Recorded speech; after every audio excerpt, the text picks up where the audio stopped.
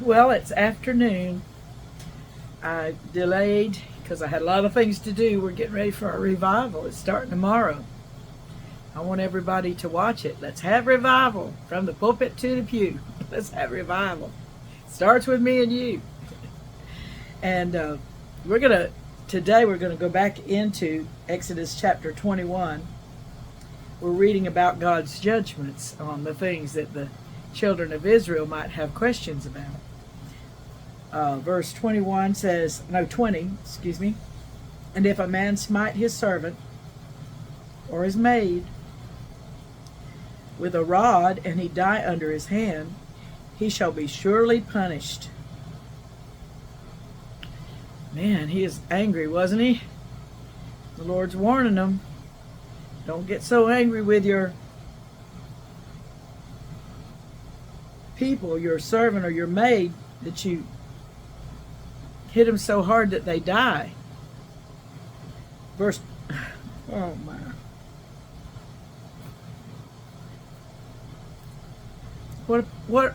Who are we? What kind of people are we? I don't know. Verse 21 says, notwithstanding, if he continue a day or two, he shall not be punished, for he is his money.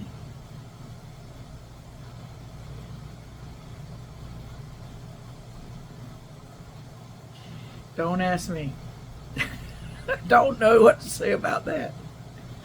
All I know is the Lord's trying to keep them from beating each other, from beating his servants and his maids, and to remind them that they cost you money. Some people don't, nothing computes to them but money. Verse 22. Forgive me, I'm a little bit excited and scattery. I'm trying to get it back together. Verse 22 says, if men strive and hurt a woman with child, so that her fruit depart from her, and yet no mischief follow, he shall be surely punished according as the woman's husband will lay upon him, and he shall pay as the judges determine. And if any mischief follow, then thou shalt give life for life, eye for eye, tooth for tooth, hand for hand, foot for foot, burning for burning, wound for wound, stripe for stripe.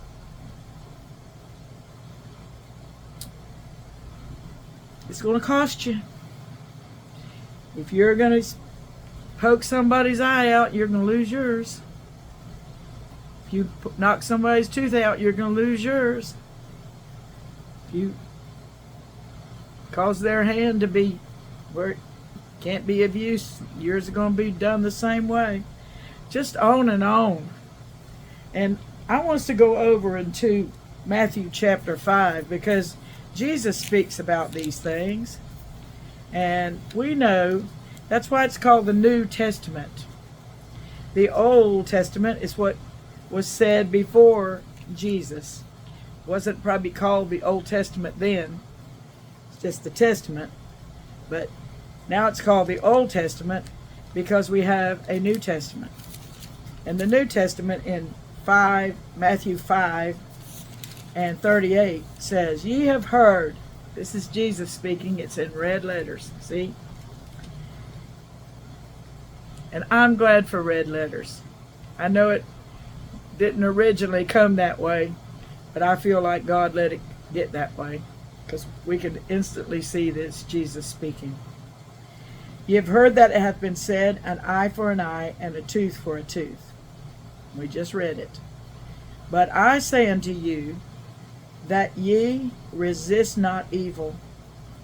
But whosoever shall smite thee on thy right cheek, turn to him the other also. And if any man will sue thee at the law, and take away thy coat, let him have thy cloak also. And whosoever shall compel thee to go a mile, go with him twain.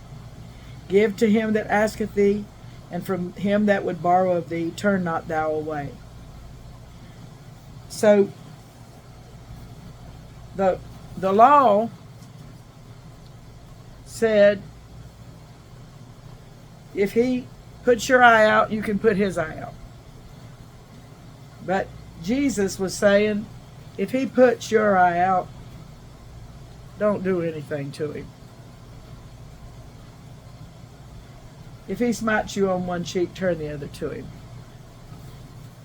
Don't retaliate. Now, I believe God was trying by the law to get people to be warned off of doing things. Warned off of putting somebody's eye out. Warned off of hitting somebody and knocking their tooth out. Because you wouldn't want to lose your tooth. You wouldn't want to lose your eye. You wouldn't want to lose your hand or your foot. But it was the law that they would do it. They would, if a man got his hand cut off because of somebody hating him and cutting his hand off, that man that did it's going to get his hand cut off. But the Lord left it, gave us another law. His law was the law of not retaliating, not resisting evil.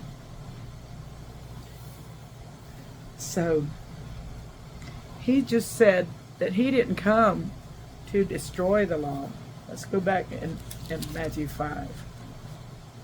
He said, think that not that I am come to destroy the law or the prophets. Think not that I am come to destroy the law or the prophets. It doesn't have a question mark. I am come to not to destroy. I am not come to destroy, but to fulfill.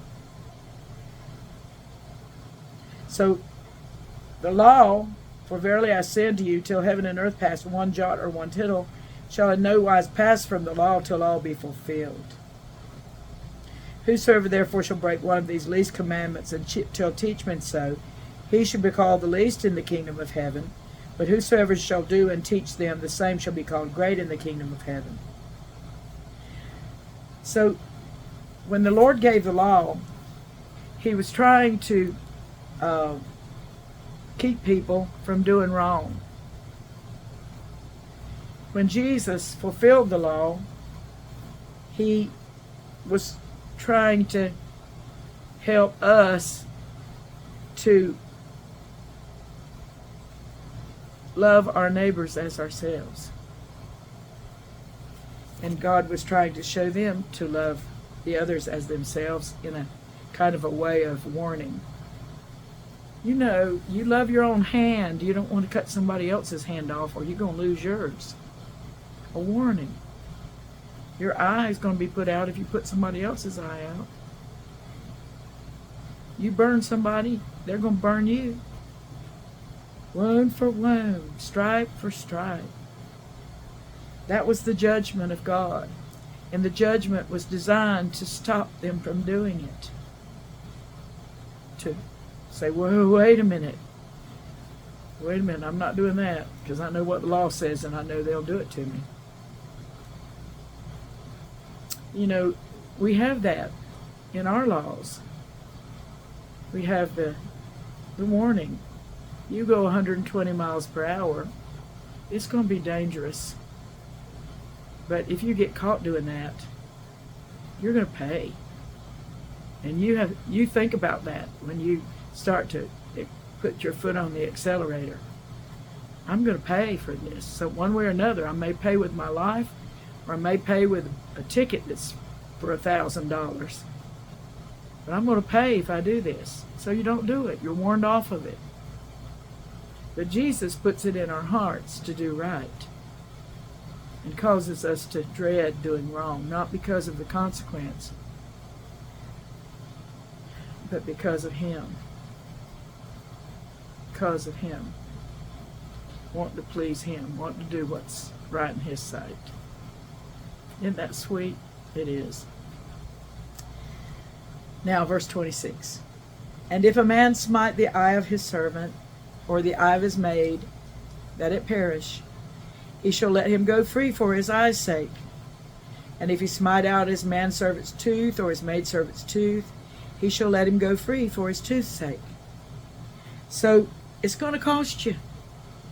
If you're going to be mean to your servants, they're not going to be your servant anymore. If you're going to hit him where he loses his eye, you're going to have to let him go. Or hit her where she loses her tooth, you're going to have to let her go. You know, go back to where it says, for he is his money. It'll make even a greedy man, or a man that is unkind and wrathful, make him change his mind because it's his money. How wise is the Lord? Amazing, huh? Now, we're on 28. If an ox gore a man or a woman that they die, then the ox shall be surely stoned, and his flesh shall not be eaten, but the owner of the ox shall be quit.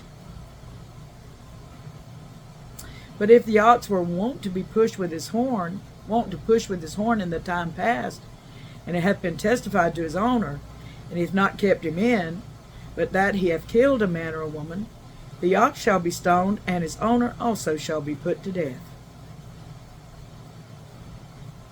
If there be laid on him a sum of money, then he shall give for the ransom of his life whatsoever is laid upon him. Whether he hath gored a son or hath gored a daughter, according to this judgment shall it be done unto him. If the ox shall push a manservant or a maidservant, he shall give unto their master 30 shekels of silver, and the ox shall be stoned. So, having a dangerous animal, and knowing that that animal is dangerous, and not keeping that animal in, was punishable by your own death, if it caused the death of another person, somebody's son or daughter. But if it did it to a man or a maidservant, then he doesn't have to be put to death, but he can pay 30 shekels of silver, and the ox shall be stoned.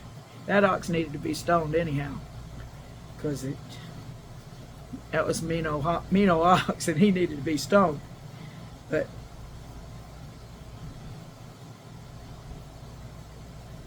anyhow, the Lord knew there were going to be circumstances like this, and he gave his judgment on these things that were going to happen or did happen.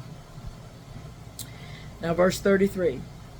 And if a man shall open a pit, or if a man shall dig a pit, and not cover it, and an ox or an ass fall therein, the owner of the pit shall make it good, and give money unto the owner of them, and the dead beast shall be his.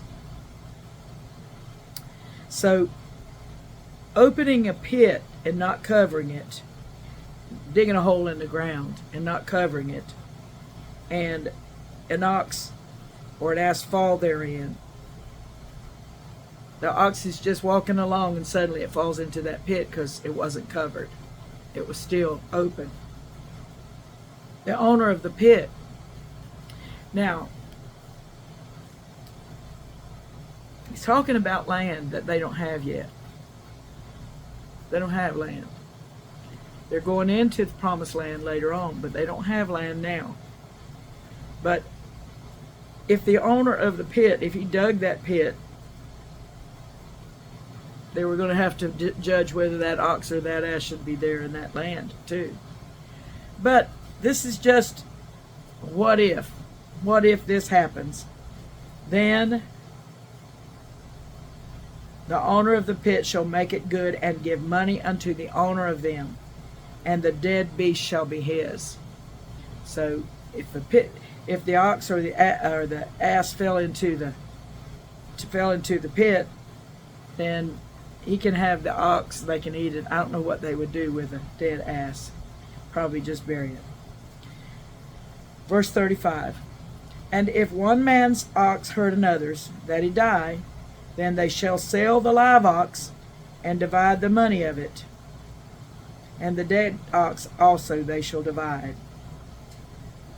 Or if it be known that the ox hath used to push in time past, and his owner hath not kept him in, he shall surely pay ox for ox, and the dead shall be his own. So, trying to be fair about things that happened. That's what the Lord sent these judgments.